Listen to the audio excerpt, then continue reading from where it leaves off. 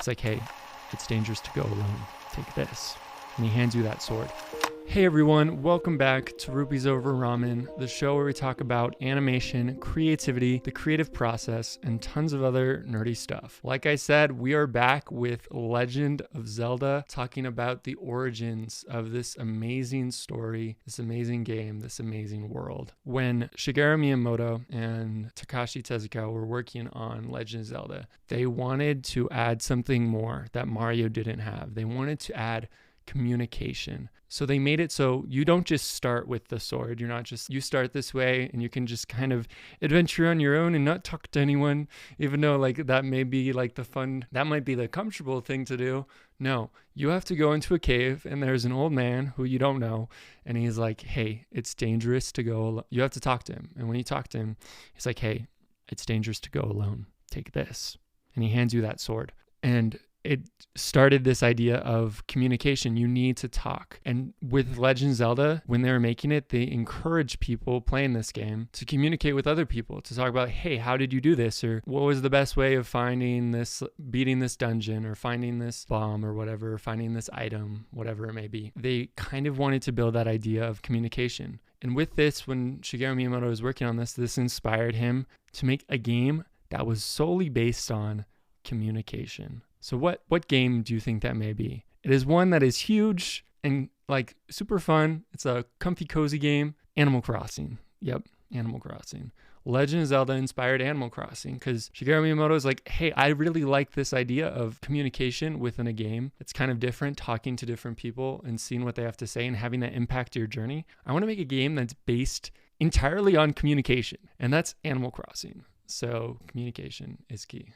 It's funny because yeah, I don't know. It's crazy how different things inspire other things and we have no clue. It's just like, wow, Legend of Zelda inspired Animal Crossing. That's pretty cool. Now talking about the music and sound design of Legend of Zelda. You've probably heard of him if you're a fan of Nintendo, but if you haven't heard of him, he's Koji Kondo. He has made so much amazing music. Go look him up and listen to some of his music right now. He's more important. Pause this, type it in, just have it there, and then you can come back to the podcast and keep listening. You can listen to that and when you have the time to. So with Legend of Zelda, I found it kind of interesting to find out that there were really only 5 main music tracks, which makes sense, like when you think about it, because cartridge games, they were pretty limited. It wasn't like cartridges now where you can have like terabytes of storage on a little mini micro SD card. It was pretty limited. So they had 5 main music tracks. And along with that, they also had the world map was kind of this whole like tile set. You could see it all at once. But yeah, so that's kind of, and when you go to different areas, the music would change, and that's kind of how it worked. So when working on this, Koji Kondo, he really wanted to use Ravel's Bolero, which is like a classical song,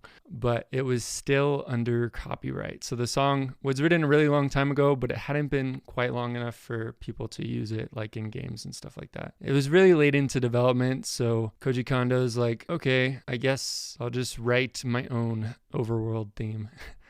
And he wrote it within that day, like that one day. And this theme has become an iconic motif that has echoed throughout Legend of Zelda from game to game to game. There's always those like throwbacks, that little nostalgia when you hear that theme. And it's in one day. I'm like, what? Like, what? That's amazing. But that's crazy. Like, what? Okay, you're awesome, Koji Kondo. You're awesome. And if you don't know what a motif is just like a few notes. It's recognizable and you can hear it. Like one would be do do do do do do do do do do do do do.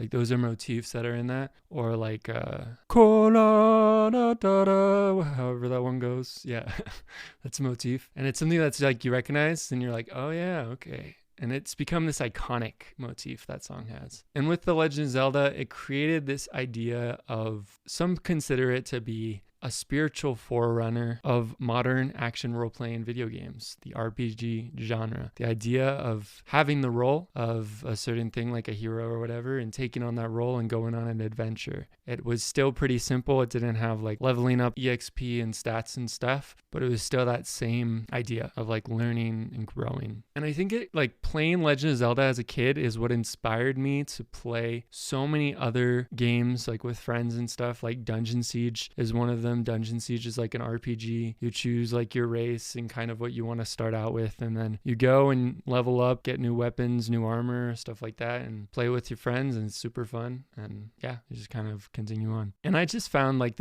I found this idea fitting of talking about Legend of Zelda because there's this new Legend of Zelda game coming out, Legend of Zelda Tears of the Kingdom.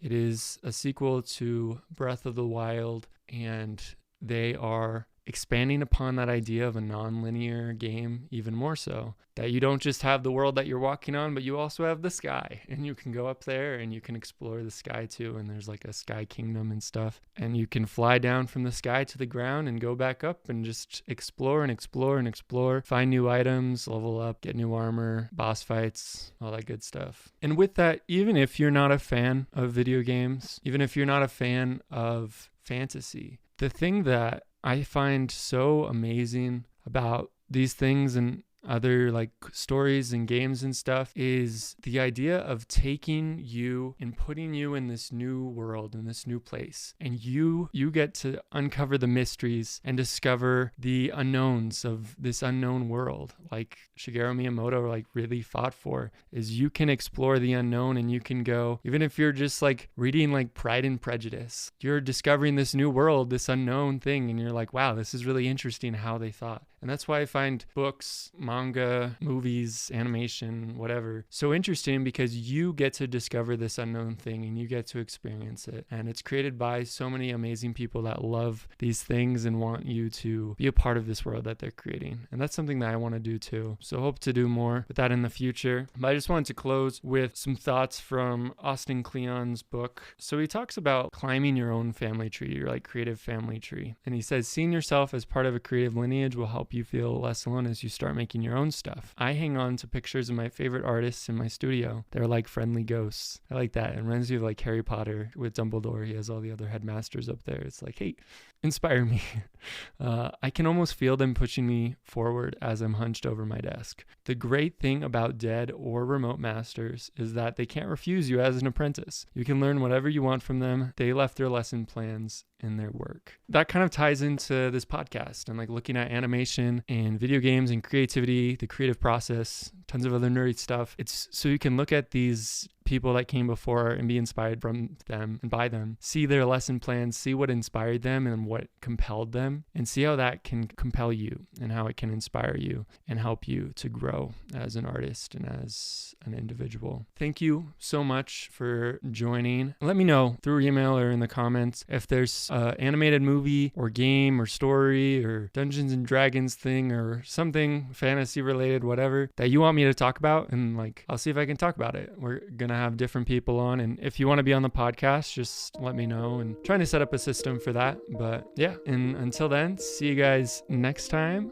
and see you next Saturday. Peace.